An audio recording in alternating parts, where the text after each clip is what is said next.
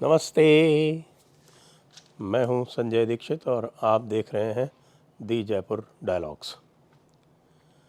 Supreme court के collegium ने high court के कुछ जजेस के अपॉइंटमेंट के बारे में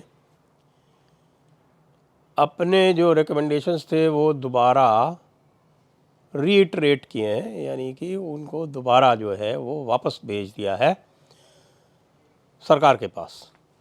और इस बार उन्होंने ये किया है कि जो उन्होंने कारण बताए हैं उसके लिए उनको उन्होंने सुप्रीम कोर्ट की वेबसाइट पर अपलोड कर दिया है। और यह इसलिए भी किया है कि इससे वो बता सकें कि सरकार ने जो आपत्तियां की हैं वो निराधार क्यों हैं। इसमें जो लगभग 5 जजेस की बात आ रही है, जो 5 रिकमेंडेशंस हैं जिनको जजेस बनाने के लिए रिकमेंडेशन किए गए हैं, जिसमें से एक मद्रास हाई कोर्ट, एक Bombay high court, 2 Calcutta high court और सबसे प्रमुख दिल्ली हाई कोर्ट के एक गे यानी कि समलैंगिक एक्टिविस्ट, पूरी तरह से गे एक्टिविज्म में शुमार mister Saurabh Kirpal, son of former chief justice of India BN Kirpal. अब बाकी लोगों की बात हम करेंगे।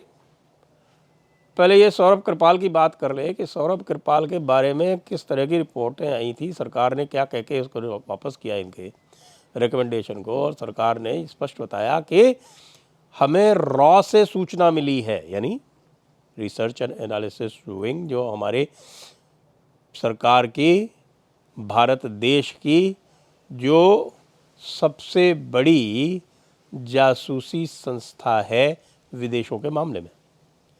और उन्होंने ये कहा कि ये जो मिस्टर सौरभ कृपाल हैं, इनके जो पार्टनर हैं वो स्विस नेशनल है और इनकी निष्ठा पर संदेह है।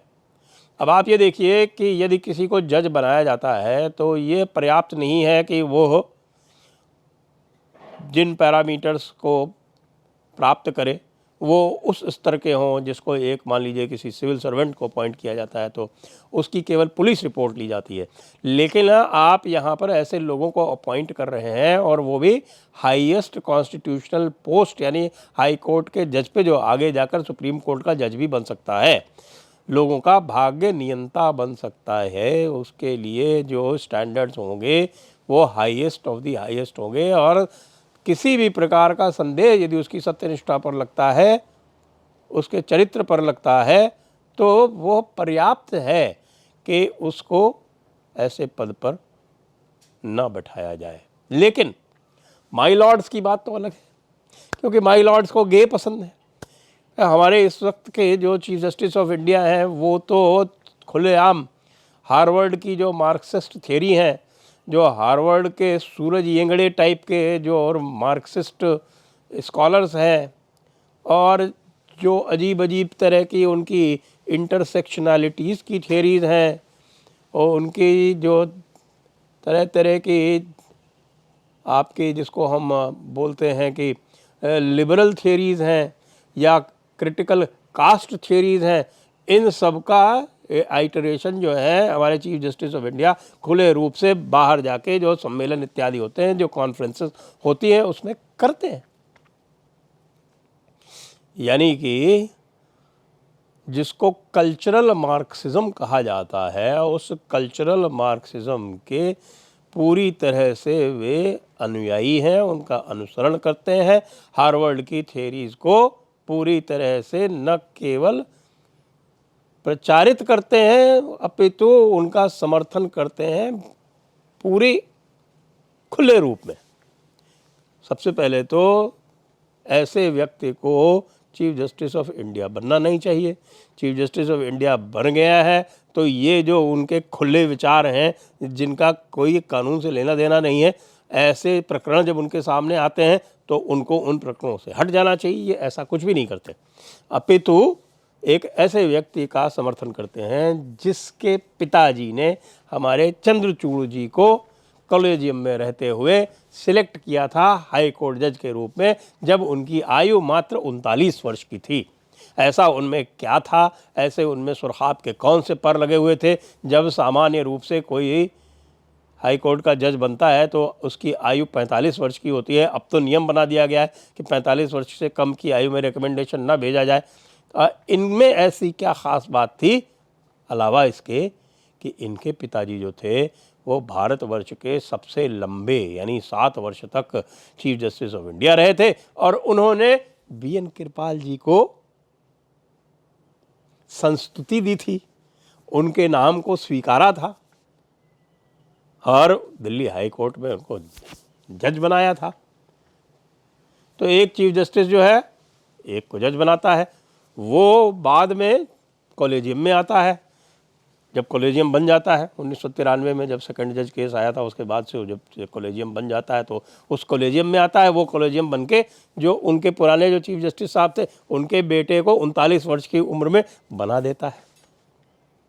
और फिर उसका बेटा जो है वो गे होता है, गे एक्टिविस्ट होता है, लेकिन उससे कोई अंतर नहीं पड़ता कि रॉ ने भी उसका नाम जो है वो स्ट्राइक डाउन कर दिया। रॉ ने कह दिया कि इनकी निष्ठा संदेहात्मक है। उसके बाद भी नहीं, हमने कह दिया हम अब इस देश के कर्ता नियंता सब कुछ हम हैं।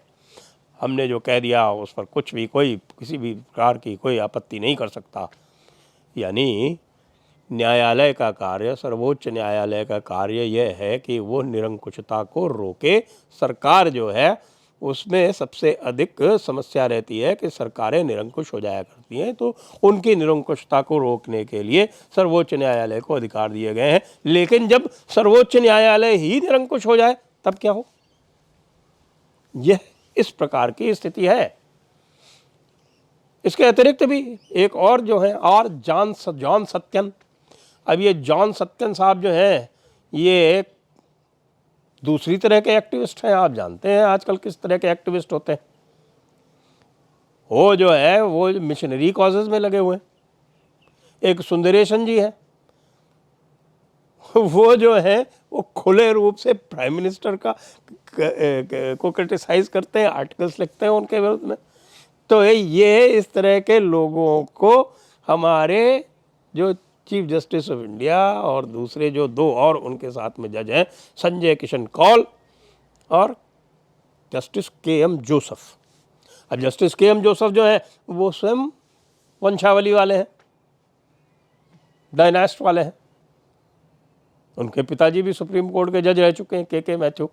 तो अब 3 में से जो हाई कोर्ट के जजेस का नाम रिकमेंड कर रहे हैं उनसे 3 में से 2 तो वो वंशावली वाले। अब उनसे तो आप क्या आशा रख सकते हैं? तो अब जॉन सत्यन और सुंदरेशन जी को भी रिकमेंड किया जा रहा है, और 2 जज जो हैं वो कलकत्ता हाई कोर्ट के, जिनको दूसरी बार भी वापस कर दिया गया, उसके बाद भी उनको रिकमेंडेशन किए जा रहे हैं कि कह के कि हमने जो कह दिया वो कानून है। माय लॉर्ड्स, आपने जो कह दिया वो कानून नहीं है। भारत का संविधान आपके बनाए हुए नए नए कानूनों से, नए नए आपके जो भी मन में जो स्वेच्छाचारिता आ जाए आपके, उससे नहीं चलेगा। मैं तो ये चाहता हूँ कि ये जो है ये एक कॉन्फ्रंटेशन वाली स्थिति बन जाए, और इस कॉन्फ्रंटेशन से पूरी की पूरी जो इस समय पब्लिक है वो सरकार के साथ खड़ी रहे। मेरे विचार से खड़ी हुई है। सरकार को भी बताया कि पब्लिक जो है वो सरकार के साथ खड़ी हुई है, क्योंकि पब्लिक जो है इन न्यायाधीशों की स्वेच्छाचारिता से, इनकी स्वच्छंद विचार और स्वच्छंदता जो इनकी जो है बिल्कुल परम स्वतंत्र न सिर पर कोई वाली जो बात हो गई है, उससे बहुत कष्ट में है। कैसे कैसे कार्य होते हैं। कश्मीरियों की नरसंहार को 30 वर्ष विवाद कह दिया, अरे बहुत समय हो गया इसको। और लखीमपुर खीरी का केस जो है जिसमें स्पष्ट है कि एक पूरी तरह से मोटिवेटेड केस चल रहा है उसको उठा के ले लिया जाता है और सुओ मोटो। किस तरह से ये न्यायाधीश लोग कार्य करते हैं मैं बताता हूँ। एक स्वर्गीय न्यायाधीश, अब तो रहे नहीं, अब मैं उनके लिए क्या कहूँ, लेकिन मैं चूँकि जानता हूँ वो एक स्थान पर आए, वो किसी वकील के पिता की मृत्यु के, और वहाँ पर वकीलों से कह रहे हैं कि भाई तुम ऐसा करो, मैं तो प्रत्यक्षदर्शी हूँ उसका ना, इसलिए प्रत्यक्षदर्शी बता रहा हूँ, और वहाँ पर वो कह रहे हैं उनसे कि ऐसा करो कि इस मामले में ये इस तरह से तुम PIL लगा दो और मैं इस पे ऑर्डर कर देता हूँ। और ये जो है ना, ये जो ब्यूरोक्रेट्स वगैरह हैं इनको ठीक रखना बहुत ज़रूरी है, और ये आप लोग तो ला के लगा दो बस मेरे यहाँ, मैं इसमें करवा दूँगा ऑर्डर, कोई दिक्कत नहीं। ये जो गठजोड़ हो गया है ना कि चमचे टाइप के वकील वो बना के PIL पेश करते हैं, कई बार तो खुद के उनके निर्देशों के अनुसार पेश करते हैं। एडवोकेट्स ऑन रिकॉर्ड एसोसिएशन का जो सेकंड जजेस केस है उसका कौन है? Advocates on record association. Advocates on record कहाँ होते हैं? सुप्रीम कोर्ट में होते हैं। यानी सुप्रीम कोर्ट के एडवोकेट्स ऑन रिकॉर्ड को कुछ अचानक कोई सपना आया और उन्होंने केस लगा दिया और कॉलेजियम सिस्टम जो है वो लागू कर दिया जज साहबान ने, पूरी की पूरी तरह मिली भगत। इससे अधिक मिली भगत का कोई आपको उदाहरण मिल नहीं सकता। अभी अभी एक एडवोकेट्स की कोई एसोसिएशन, केरला एडवोकेट्स या कुछ मिला के उन्होंने लगा दिया साहब कंटेम्प्ट ऑफ कोर्ट कि साहब कि ये इस प्रकार से जो है वो रिकमेंडेशन भेजे गए हैं, सरकार उसके ऊपर कार्रवाई नहीं कर रही है, इसलिए उनके ऊपर कंटेम्प्ट की जाए। भाई आपके पास क्या अब शस्त्र की ताकत आ गई है? आप क्या पाकिस्तान सुप्रीम कोर्ट की तरह जिनके पीछे आर्मी बैठी रहती है? क्या समझ रखा है? बिना किसी मैंडेट के, बिना किसी पब्लिक सपोर्ट के, बिना किसी रिप्रेजेंटेशनल कैरेक्टर के आप जो चाहेंगे वो करेंगे। आप जैसे चाहेंगे वैसे सरकार को चलाएंगे, जैसे चाहेंगे वैसे आप कानून बदल देंगे देश का, और उसके बाद फिर तुर्रा ये कानून है देश का, इसका पालन करना पड़ेगा। नहीं करते पालन, क्या कर लेंगे आप? नहीं करते, आपके कंटेम्प्ट के आदेश की जो पालना है आप बनाते हैं, हम आपके जजमेंट का पालन नहीं करते, क्या करेंगे? यदि सरकार इस पर आ जाए तो आप क्या कर लेंगे? ये बहुत ही गंभीर विषय है। ये जिस प्रकार से सर्वोच्च न्यायालय जो है वो अपनी दादागिरी चला के ये दिखाना चाहता है कि हम सुप्रीम हैं, जी नहीं, आप संविधान की धज्जियां उड़ा रहे हैं इस समय। इस संविधान की रक्षा करने के लिए बनाई गई संस्था जो है इस समय संविधान की धज्जियां उड़ा रही। इसलिए ये बहुत गंभीर विषय है।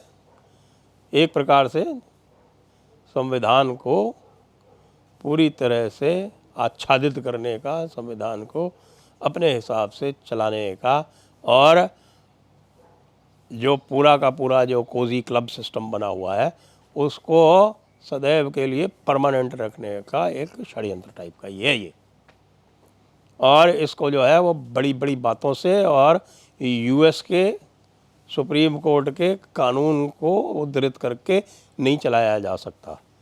भारत यूनाइटेड स्टेट्स नहीं है। और मैं तो ये मानता हूँ कि जितने भी ये विदेशों से पढ़े हुए आ रहे हैं इनको तो बिल्कुल डीबार कर देना चाहिए। इनको तो भारत की किसी भी कोर्ट में प्रैक्टिस करने की भी स्वतंत्रता नहीं देनी चाहिए। भारत का कानून पढ़ो, उसके बाद बात करो। ये हार्वर्ड वाली जो नक्शेबाजी आ गई है ये कतई जो है ये स्वीकार्य नहीं होनी चाहिए। इसलिए भले ही माय लॉर्ड्स को गे पसंद हो लेकिन देश को नहीं है। जय हिंद, वंदे मातरम।